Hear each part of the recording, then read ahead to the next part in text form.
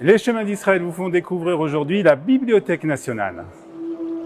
הלכתי לאיבוד בפרדסים של גן עדן, לבדי עם המקל, התרמיל והשעון, המון תקווה ושפע נחישות מתלוות אליי בדרך הקסומה הזו.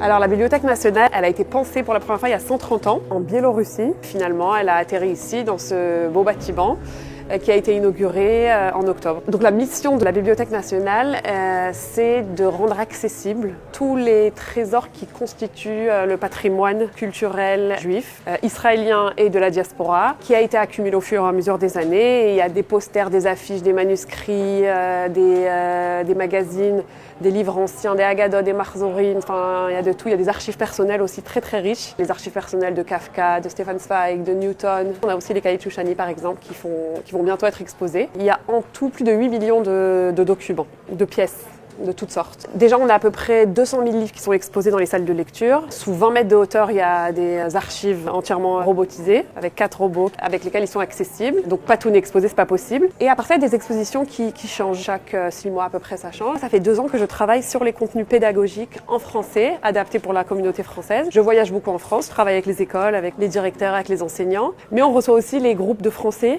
qui viennent ici. Donc on a des groupes d'adultes. On a formé maintenant des guides en français. Donc on peut faire des visites guidées en français, et il y a des ateliers pédagogiques pour les élèves en français. On a eu des élèves de Lucien de Hirsch qui sont arrivés il n'y a pas longtemps. Toute la bibliothèque, elle est construite sur le modèle des lettres et de la lumière. Donc le but ultime de la bibliothèque, c'est de faire le lien entre les lettres des textes et l'histoire générale du peuple juif, et aussi l'histoire individuelle de chaque personne qui vient ici. Tout ce qui est exposé ici sous verre, c'est un genre de plexiglas qui résiste à la lumière, à la chaleur, à l'humidité, etc. Pour ce qui est des archives, tout est entreposé, il y a 5 étages en dessous de la terre, et ils sont conservés avec toutes les précautions pour pas qu'ils puissent être abîmés par le feu, l'eau, etc. Il y a une saturation d'oxygène qui est très basse, et donc c'est avec des robots, etc. Tout est robotisé. La Bibliothèque nationale se trouve à Jérusalem. Elle est ouverte tous les jours de 9h à 20h, sauf le Shabbat. Vous avez la possibilité de faire une visite gratuite, mais si vous voulez rentrer dans l'exposition permanente, il faudra payer 50 shekels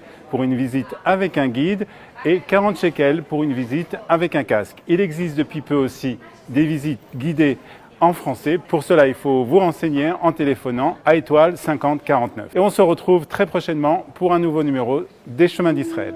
הלכתי לאיבוד בפרדסים של גן עדן, לבדי עם המקל, התרמיל והשעון, המון תקווה ושפע נחישות מתלוות